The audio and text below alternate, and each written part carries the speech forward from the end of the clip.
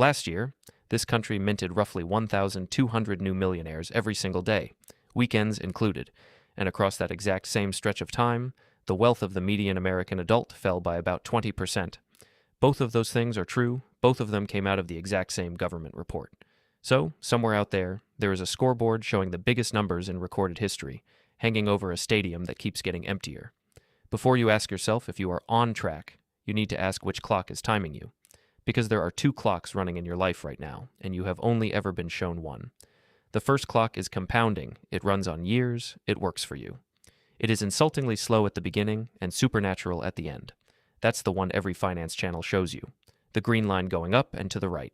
The second clock doesn't tick. It just quietly raises the price of the thing you're saving for, the entire time you're saving for it.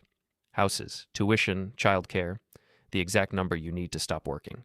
Every year you spend running toward the finish line, something moves the finish line. You don't win this game by running faster. You win it by making your first clock outrun your second one. Everything else in this video is just learning how to read them both. Let's start with your finish line, because I'd bet money you've got it in the wrong place.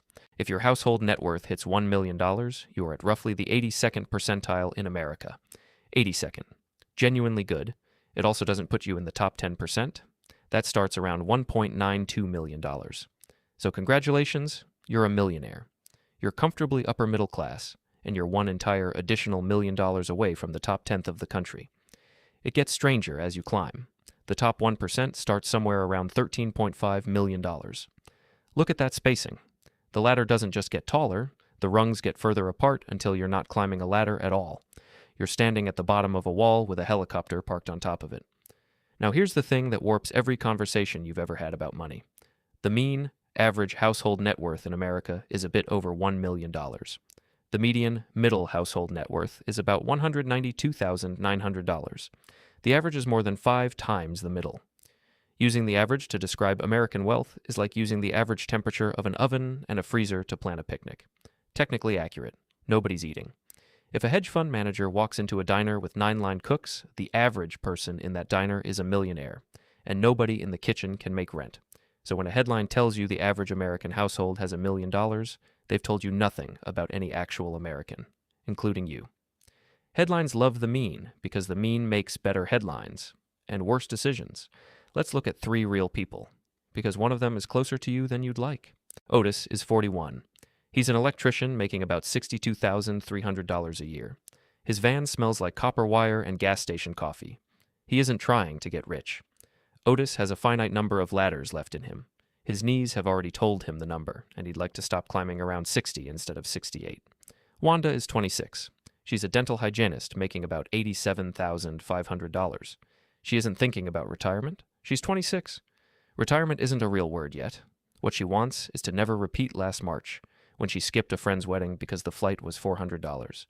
And $400 was the whole conversation that month. Alton is also 41. He writes software. He makes about $132,000, more than double Otis. His garage holds a Peloton, a kayak that's been in the water twice, and a truck with a payment near the national average of $770 a month. What Alton wants is simple and a little sad. He'd just like to feel the raises he keeps getting. Hold on to those 3, because the order in which they retire is going to irritate you. It has almost nothing to do with what any of them earned. Let's run the math. Wanda starts putting $600 a month into a broad index fund at 26. She never raises it once. At 7% after inflation, she arrives at 65 with about $1.46 million in today's purchasing power. Now watch what waiting costs. Same Wanda. Same $600 a month. But she starts at 35 instead of 26. She lands at about $732,000. 9 years of waiting cost her roughly $730,000. Every dollar she would have deposited in her entire working life adds up to about $280,000. So those 9 years of delay cost her more than 2.5 times everything she would ever put in. That is the most expensive purchase in personal finance. And it doesn't feel like a purchase at all. Nobody hands you a receipt for a delay. Now look at Otis. He's 41. He has $11,000 saved. He starts moving $900 a month. On $62,000 a year, that's not a spreadsheet decision. It's a series of small refusals repeated for 24 years. He arrives at about $728,000 in today's dollars. The latter problem is solved. And Alton? On double the income, he puts in $300 a month. He lands around $437,000, twice the paycheck, and Alton finishes with about 60% of what the electrician finishes with. Wanda, who earns less than Alton and started with literally nothing, lapped them both. Income was the worst predictor of the three. It usually is. Before you decide Alton is the villain of this video, I want you to actually watch what happened to him, because it happens to almost everyone who gets a raise. His income went up about $30,000 over 6 years. Great news, but the raise arrived the same year the second kid did. Childcare in his metro runs north of $13,000 a year per child. The bigger house carried a payment $1,100 higher. The truck replaced a car that died. Every one of those was a defensible decision made by a reasonable adult, and by the time they'd cleared, the raise had been spent before it ever hit his account. He never got to feel it. That's not a character flaw, that's arithmetic wearing a disguise. But before you blame Alton, you have to look at the room he's playing in. Because pretending the second clock isn't loud is how you end up blaming people for the weather. In the early 1980s, roughly 6 in 10 private sector workers had a pension as their only retirement plan. Today, it's about 4%. That's not a policy tweak. That's the entire market risk of your old age being moved off a corporate balance sheet onto your kitchen table on a Tuesday with no ceremony and no vote. The question, are you on track? Didn't exist for your grandfather because somebody else was keeping track. Then the prices ran. Since 1980, home prices are up around 550%, while incomes are up around 370%. Tuition has compounded at nearly 6% a year. Real median wages are up about 29% total across 45 years. Over that same window, stocks compounded 8 to 9% a year. The assets you have to buy have been sprinting. The wages you buy them with have been walking. So if you're sitting there at 43 running these numbers and feeling like you missed a train nobody told you about, hear me clearly. You didn't fail the test. The test got redesigned in the middle of your career, and nobody sent the memo. Otis isn't behind because Otis is lazy. Otis is behind because the entire architecture of American retirement changed under his feet, while he was up a ladder wiring somebody's kitchen. The path is real, and it isn't gated behind a trust fund. Ronald Read pumped gas in Brattleboro, Vermont, then swept floors at a J.C. Penney. He wore a flannel coat held together in places with safety pins, and he parked far from the meters to avoid the fee. When he died in 2014 at 92, his family found 95 stock certificates in a safe deposit box worth roughly $8 million. Procter & Gamble, Johnson & Johnson. Utilities? Nothing exotic. Nothing anyone would call a strategy. He'd bought them across 5 decades, never sold a share, and let the dividends buy more.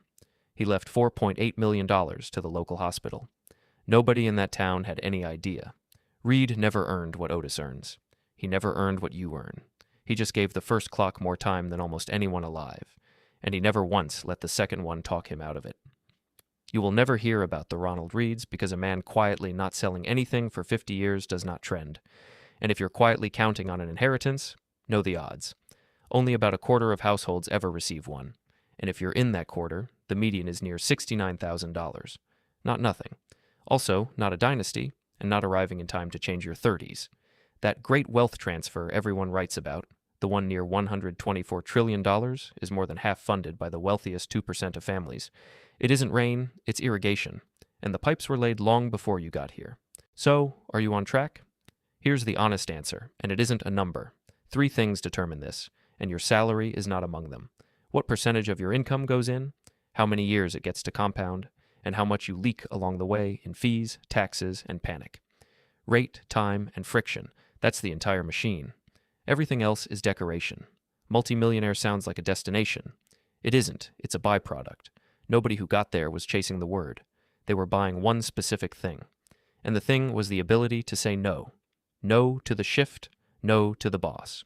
No to the client who calls at 9 at night, $78,000 a year of not being asked. That scoreboard from the start, the one lighting up 1,200 times a day, was never measuring you. Yours reads differently. Yours reads, how many months could you stop right now, today, before something breaks? For most people, that number is under 1. Getting it to 3 will change your life more than getting it to 2 million ever will. And unlike 2 million, you can start on it this month. So don't ask whether you're a millionaire yet. Ask which clock is winning, and then go make it the other one. If this video shifted your perspective on what money is actually for, hit subscribe. We are building a community of people who don't just pay bills, but master the architecture of their own freedom. I'll see you in the next one.